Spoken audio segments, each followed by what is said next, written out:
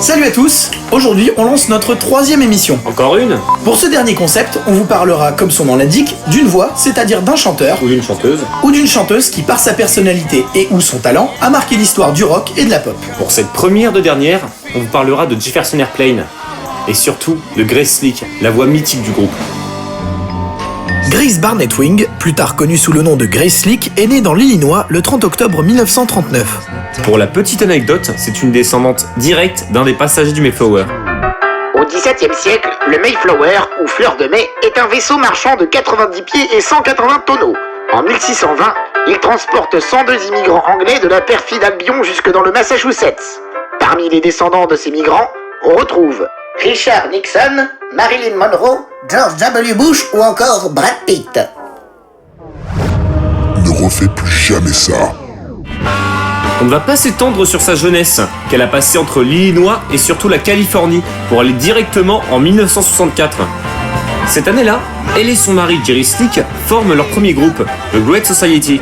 Influencés par les Beatles et le courant folk rock, ils jouent leur premier concert à San Francisco dans le légendaire Matrix Club et y rencontrent la formation originelle de Jefferson Airplane.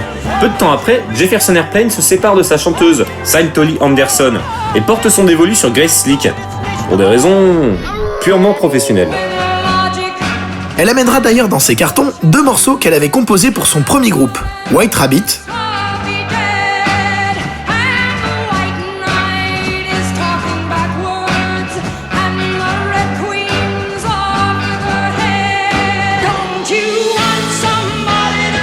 et Somebody to Love, aujourd'hui devenu l'un des titres les plus emblématiques de Jefferson Airplane et par là même du mouvement hippie.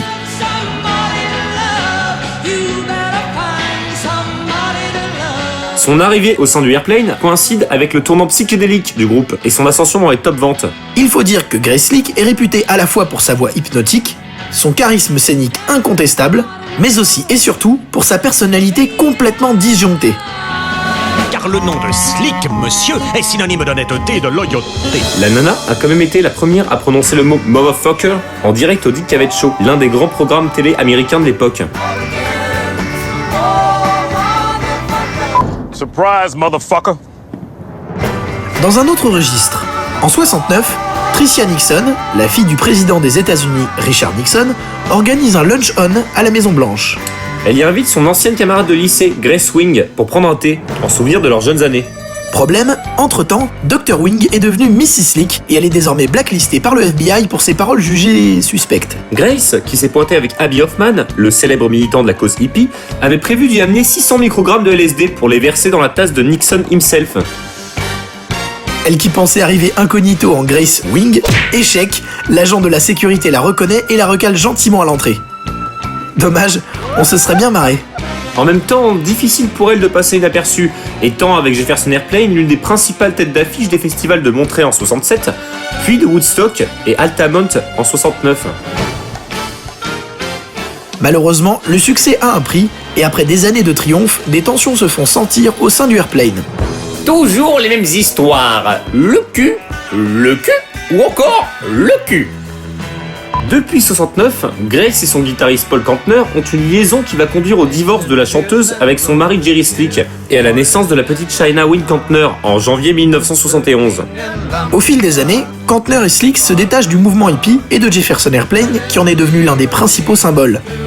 En novembre 71, pour célébrer la naissance de leur fille, les deux compères sortent l'album Sunfighter en leur nom propre. C'est d'ailleurs la petite Chynna qui est représentée sur la pochette du LP. En mai 73, ils sortent un autre opus en duo, Baron von Tolbus and the Cromnon.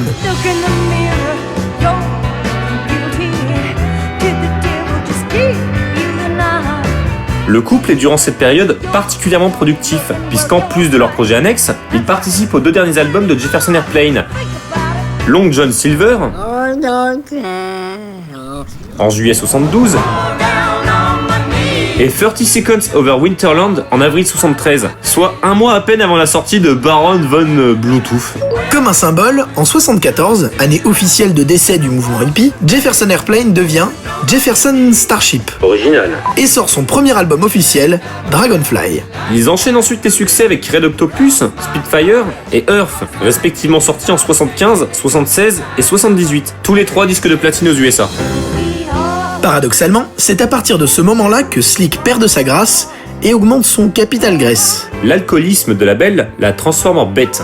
Elle multiplie les prestations désastreuses, fait annuler des concerts parce qu'elle est trop pétée pour chanter, et se fait même virer d'un spectacle en 78 à San Francisco.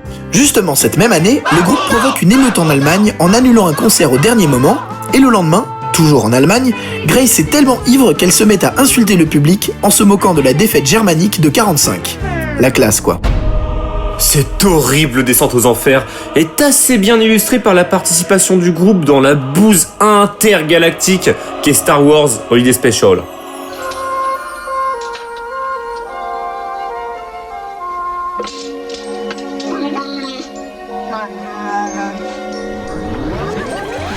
Expulsée du groupe peu après, même si elle y reviendra pendant les années 80, elle enchaîne les cures de désintox jusqu'aux années 90. Et aujourd'hui, elle peint.